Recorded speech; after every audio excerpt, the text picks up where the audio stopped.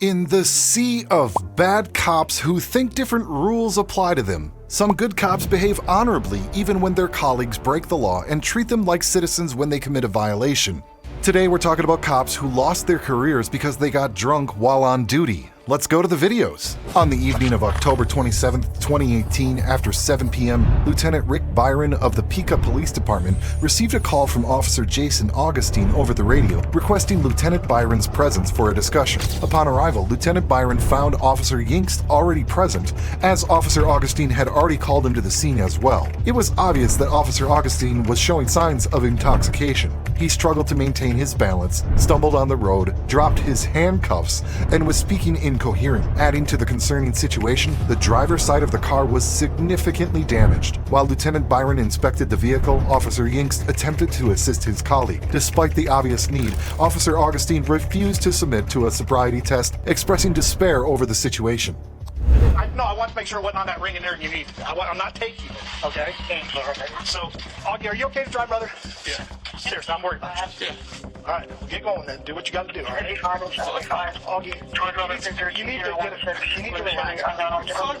No, what'd you say? Who is? You just wrecked the cruiser. It's not the end of the world. I know, it's not the end of the world. We can do this, Augie. If you just go down and take the test like we're asking you, if you do that, then we can at least get that cleared to where you can come back to work. Seriously, Augie, I'm trying to help you, bud. Huh? What'd you say? I don't want to... What'd you say? What do you mean you're fucked up? Alcohol? Pills? What are you talking about? Huh? Okay. All right, Augie. I get that, bud. So I can't let you drive home, all right? Yeah, I can. No, you can't. Yeah, I can. You said you're fucked up. How are you gonna drive home? I'm not fucked up. I'm fucked up. I'm fucked up.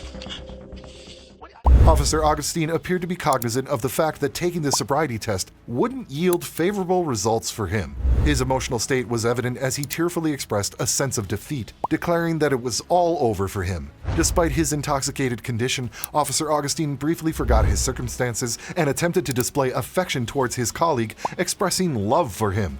Maybe he wasn't just drunk. Officer Yingst, deeply concerned for his colleague's well-being, reassured him that they could handle the situation and urged him to take the sobriety test. However, Officer Augustine remained uncooperative. Help me understand, Justin. What the fuck? You talking about just in the head? You. Huh? We don't need to do this, Augie. What? We don't. What? Why are you doing this why are you doing me like that? Huh? What have I done to you for you to do me like that, man? Seriously. I am honest to God being serious with you. What have I done to you for you to treat me like that? What the fuck? Huh? What the fuck? I don't know. I didn't wreck the cruiser there and then have to ask you to come down and take the test. Officer Augustine's behavior took another turn as he began yelling at Officer Yingst, seemingly frustrated by the insistence that he undergo a sobriety test. Despite attempts to evade the situation, Officer Augustine found himself unable to escape. He asserted that he had been intoxicated earlier in the day, but claimed to be sober at present. However, his refusal to take the test raised doubts about the validity of his statements. After all, if he truly believed he was sober, there would be no reason for him to fear the test, right? What do you do? If it's just an accident, what do I do? You hit a semi-trailer, so again, as part of our policy, we have to go down with that and go take the test. If everything comes back okay, then that's great. It helps you. It benefits you. I've been drunk. Huh? I'm drunk. You're drunk right now? No, I've been drunk. Been drunk when? Today? Yeah. Okay. So you don't think you are now? No. Okay. Well, I can't let you drive the car home unless we test. What are you gonna do? What am I gonna do? Yeah. Is this the way you're gonna do this? You're about to get yourself arrested, bud. For what? What do you mean, what am I gonna do? I can't let you drive. So you try to get in that car, I gotta stop you. And then you're gonna start fighting with me. What is that going to do? Huh? Seriously, Augie, why are you doing this to me? I didn't do anything to you. Okay? I didn't do anything to you.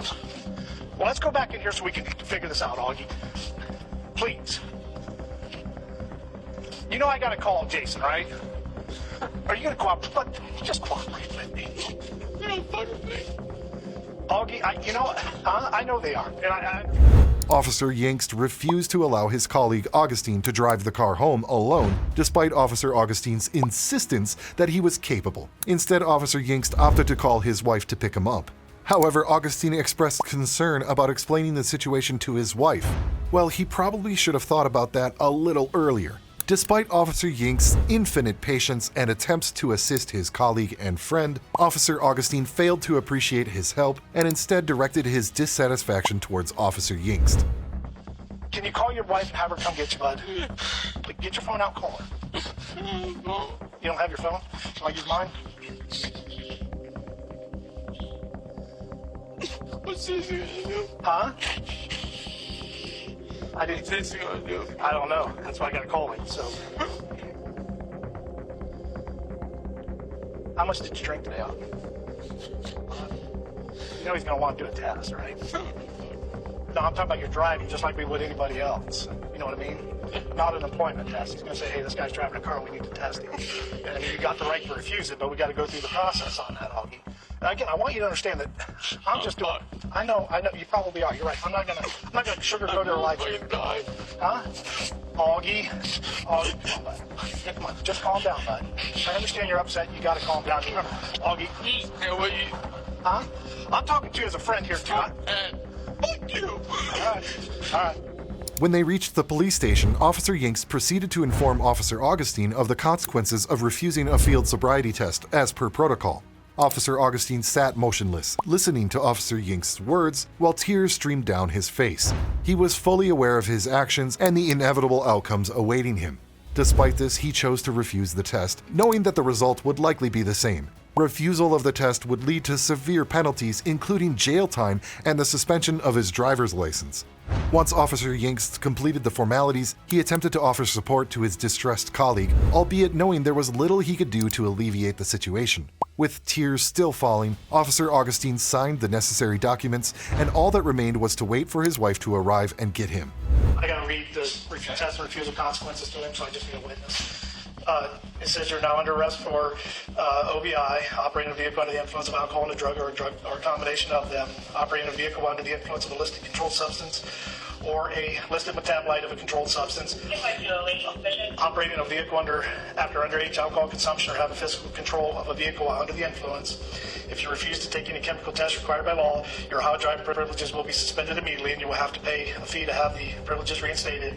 If you have a commercial driver's license and refuse to submit to the test or test, you will immediately be placed out of service for 24 hours. You will be disqualified from operating a commercial motor vehicle for a period of not less than 1 year, and you will be required to surrender your commercial driver's license to me. If you have a prior conviction of OVI, OVUAC, or operating a vehicle under the influence of a listed controlled substance or a listed metabolite of a controlled substance under state or municipal law with the preceding 20 years, you are now under arrest for state OVI. And if you refuse a test, take a chemical test, you'll face increased penalties if you subsequently are convicted of the state OVI. If you have previously pled guilty or been convicted of 2 or more OVIs, OVUACs, or equivalent offenses in the previous 10 years, or plead guilty or been convicted of 5 or more OVIs, OVUACs, or equivalent offenses in the previous 20 years, or pled guilty or been convicted of a felony of any of the above violations, and you refuse to submit to a chemical test required by law, I am authorized to use whatever reasonable means are necessary to ensure that you submit to a chemical test. So if you take a chemical test, you may have an independent chemical test taken at your own expense. Okay, you know how it works. I just need you to sign right there stating that was read to you. Okay.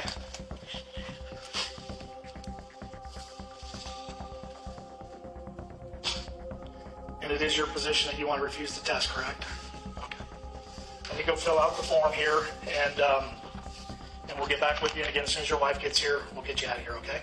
Not going to be any citations issued or anything like that today. We'll just. As more new cops gathered around Officer Augustine, intending to review additional regulations with him, Augustine's condition took a sharp turn for the worse. He became increasingly incapacitated, unable to maintain an upright position or comprehend the information being presented to him. Eventually, he lost consciousness entirely, slumping against an object in the office. Unfortunately, the situation concluded on a rather grim note. Officer Augustine resigned from his position. Subsequently, he was convicted of a first-degree misdemeanor for carrying a weapon while under the influence. This charge was reduced from the initial 5th-degree felony charge of improper handling of firearms in a motor vehicle. Additionally, he was convicted of a first-degree misdemeanor for operating a vehicle while under the influence. His sentence included 1 year of probation, 177 days of suspended jail time, a $300 fine, court costs, and an additional 3 days in jail, which were waived upon completion of an educational program. It's fair to say he faced appropriate consequences for his actions, wouldn't you agree? Can you hear me?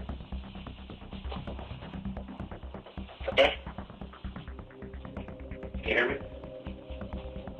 Okay, I'm going to read you this. They just don't want you falling out of your chair. They want to fall out of your chair, Justin. That's your fall again, dude. You okay? You need an ambulance, Justin. Justin, you need an ambulance. You need medical attention right now? You need medical attention, Justin?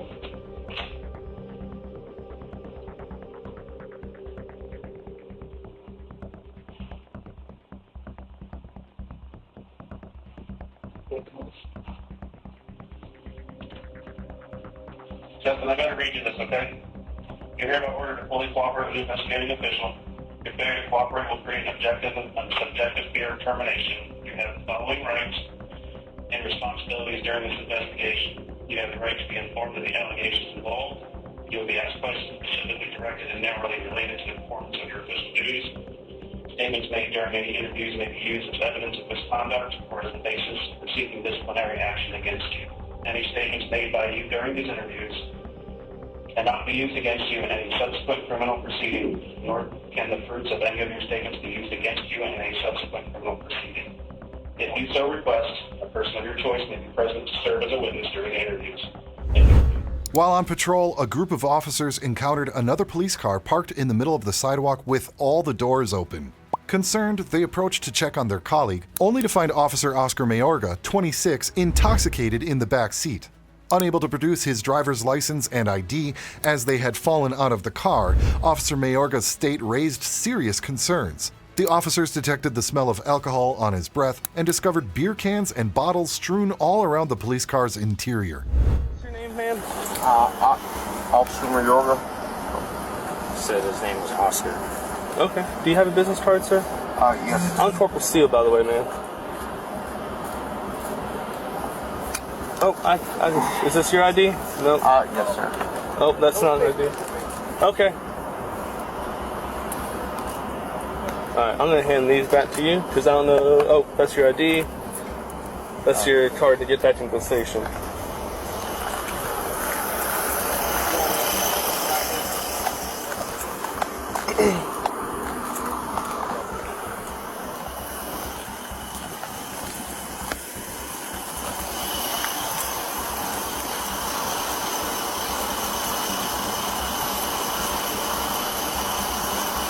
Rap. What did you see, man?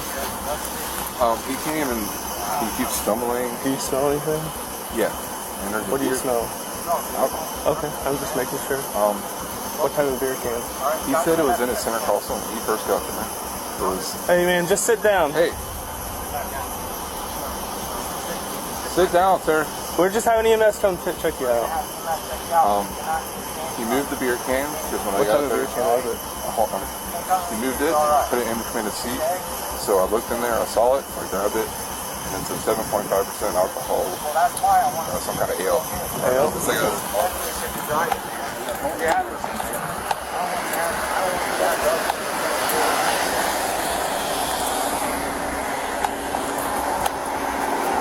Oh, July. Indian Pale Ale.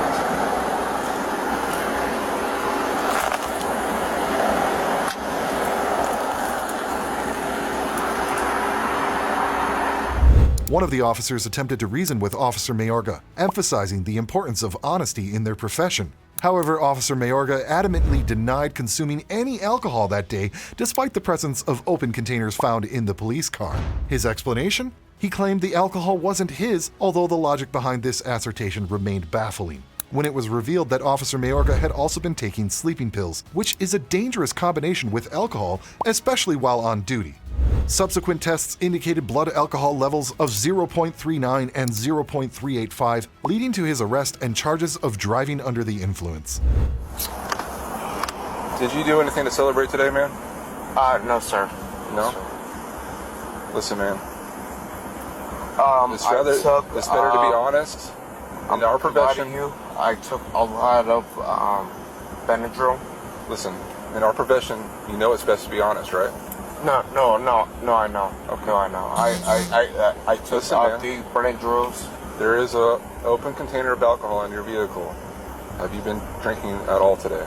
No, that's maybe 3 days old. Okay. I smell the alcohol coming from your breath. Okay. Are you willing to perform standard field sobriety exercises? Okay. You are? No. You don't want to do them? Okay.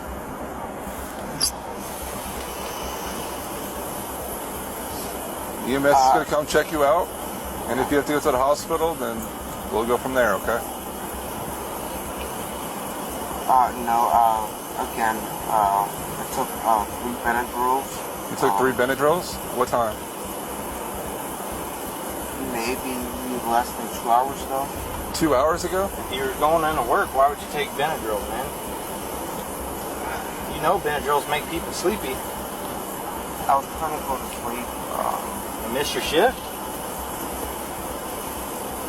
Are you scheduled to work today? Yeah. You see where we're coming from, man? You're not making any sense. No, I do. No, I do. Okay, man.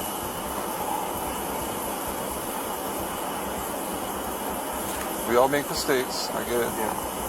I know our job's stressful. I get that, man. You sounded like you had a stressful night last night. Okay. All right. When cops pulled over a speeding vehicle, they were surprised to find their colleague, Edgar Madrid, a 31-year-old New Mexico State police cop, behind the wheel at 90 miles per hour in a 65 mile per hour zone on the interstate. Despite the initial shock, the approaching cop maintained professionalism, explaining the reason for the stop to Edgar and requesting him to step out of the car after receiving his driver's license. However, Edgar's behavior raised suspicions as he stepped out of the vehicle and began to distance himself from the officer. It later emerged that he was attempting to mask the smell of alcohol on his breath. The cop quickly suspected the situation and questioned Edgar about his alcohol consumption. Edgar insisted that he had only consumed 1 beer for the whole night. To verify his suspicions, the cop asked Edgar to undergo a field sobriety test. During the test, Edgar was instructed to follow a pen light with his eyes without moving his head. However, Edgar's slight head movement during the test raised further suspicion. New Mexico State Police, you understand the reason I'm stopping you? Way too fast. What's up with the speed? Got you. Driver's license? Just your driver's license.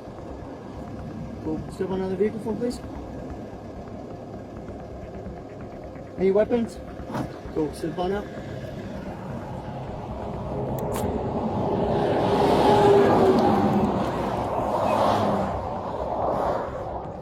You know how fast you're going? About 85, sir. 90? Okay. 65, what's the rush? Just trying to get us off. Okay. Why are you walking away from me? Oh, no reason, sir. Okay. How much you got to drink? I had a beer. Just one? All night? Yes, sir. You lying to me? No, sir. Cool. Hands right to the side. Step forward. Any head injuries? Yes, sir. Any contacts? No, sir. Okay, put your feet Well, together. I have my contacts, actually. Soft or hard? Soft. Cool. Take a step forward for me, please. Feet together, hands right to the side. See my finger? Yes. Follow my finger with your eyes and do not move your head. Do you understand? Yes, sir.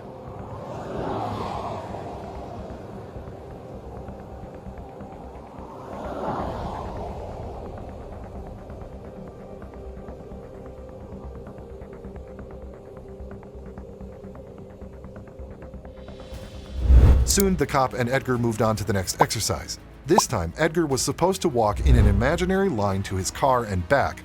Of course, heel to toe was a given, but the cop further complicated Edgar's task by requiring him to move only when the cop counted to 3.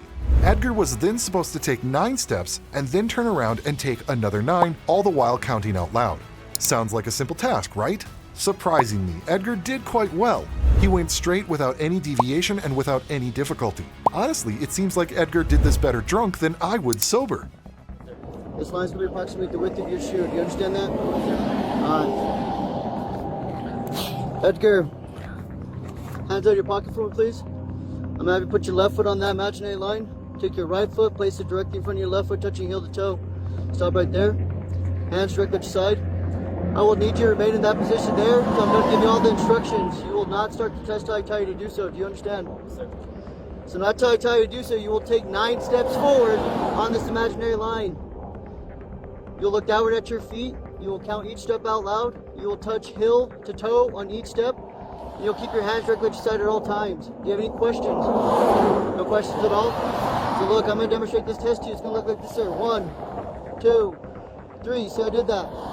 I took 3 steps. You will take 9 steps. Do you understand? On your 9th step, your front foot will stay planted on the ground. With your back foot, which is the opposite foot, you will take a series of small steps, just like so, to turn yourself in the opposite direction. You see how I did so? Do you have any questions on the turning process? Now you're going to be facing the front of a patrol unit. I'll proceed back 9 steps like so. 1, 2, 3. See, I did that. Once again, I took 3 steps. How many steps will you take? 9. Once you start this test, you cannot stop until it's completed fully. Do you have any questions? No, sir. You completely understand all my instructions? Yes. Go and begin, sir. 1, 2, 3, 4, 5, 6, 7, 8, 9. The next task for Edgar was to raise one leg of his choice approximately 6 inches off the ground and count while standing on that leg. However, he had to count starting from 1001. When he counted from 1009, he should have continued counting from 2010. Although Edgar seemed to be doing well, the cop asked Edgar how much he had actually drank. Edgar said he drank more than 3 beers. Aware that he could not let him drive in this condition, the officer had no choice but to arrest Edgar. Edgar was aware of the problem he had created. Least he could do was cooperate with the cops, so he turned around to help the cop take him into custody. He even allowed the cop to examine him. Both legs straight. Yep. You'll look down at your raised foot and you will count in upper matter by 1,000. Similarly, 1001, 1002, 1003, 1004, and continue counting upward by 1,000s until I tell you to stop. Do you have any questions? No. So look, I'm going to demonstrate this test to you. I'm going to pick my right foot for my demonstration, but you can pick your right or your left. You lift that foot approximately 6 inches from the ground like I'm doing so. And you keep your foot parallel. Do not point it up. This is parallel. Do you understand? Yes, sir. Hands directly to the side, both legs straight. Looking down at your raised foot, you will count in upper matter by 1,000. Similarly, 1001, 1002, 1003. You continue counting upward by 1,000 until I tell you to stop. Do you have any questions? No. No questions at all? Go and begin, sir. 1001, 1002, 1003, 1004, 2005, 2006, 2007, 2008, 2009, 2010, 2011, 2012, 2013, 2014, 2015, 2016, 2017, 2018, 2019, 2020, 2021, 2022, 2023, 2024, 2025, 2026, 2027. Go and stop. Mr. Madrid, it's been more than one drink, wasn't it? Yes, sir. How much have you really had to drink? Had 2 Coors Light and Dirty Bourbon, sir. 2 dirty 2? Yeah. You shouldn't be driving. You know that, Yes, sir. right? Yes, sir. And this is gonna hurt. It really is. But you know all the fields, right? Yes, sir. It's sad. It really is. Turn around. Put your hands behind your back. Leave them there.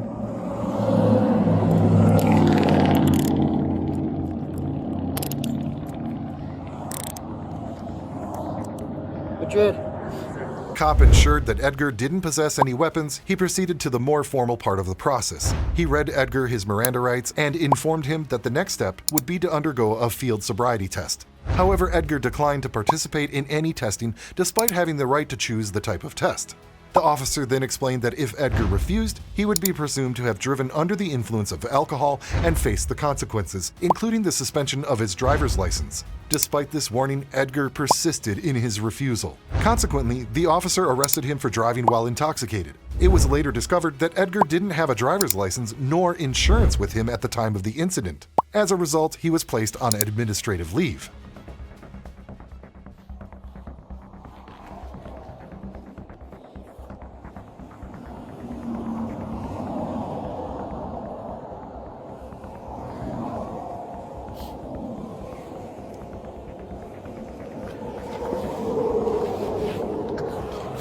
Madrid, listen to me. I'm about to tell you something important. You are under arrest for driving under the influence of intoxicating liquor and or drugs. The New Mexico Implied Consent Act requires you to submit to a breath test to determine the alcohol content of your blood. After you take our test, you have the right to choose an additional independent test. If you choose to take this additional independent test, you have the right to reasonable opportunity for a physician, a licensed nurse, a laboratory technician, or technologist who is employed by a hospital or physician of your own choice to perform additional chemical tests. Cost of this additional test will be paid by the law enforcement agency, which is New Mexico State Police. Do you agree to take our test? Yes or no? No, sir. I will continue. I cannot force you to take our test, but if you refuse, you will lose your New Mexico driver's license or non-resident operating privilege for 1 year. If you are convicted in court of driving while under the influence, you may also receive a greater sentence because you refuse to be tested. Do you understand? Do you now agree to be tested? Okay, for your actions, you refuse to be tested this time. Mr. Madrid, open your mouth, please. Stick your tongue out. Lift it up to the sky. Do you have anything in your mouth you eat, drink, smoke? Anything in between your teeth and your gums? 142. We'll walk to the rear of my vehicle, please.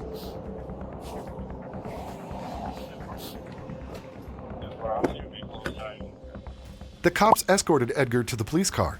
As he sat inside, let's hope he contemplated the consequences of his recklessness and foolishness in his career. Despite his family arriving promptly to assist him, it was too late for Edgar. Instant karma had caught up with him, and there was no escaping the repercussions at that moment.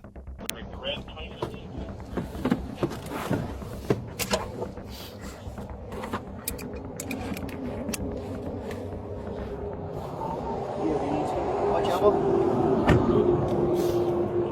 Just make note at 0140 hours, so we drive 1015, 1047. Like the sample is red. Verbally refused. Mouth is free and clear. Start my deprivation period at 0142 hours. 146 inside of case of this. You know who he is?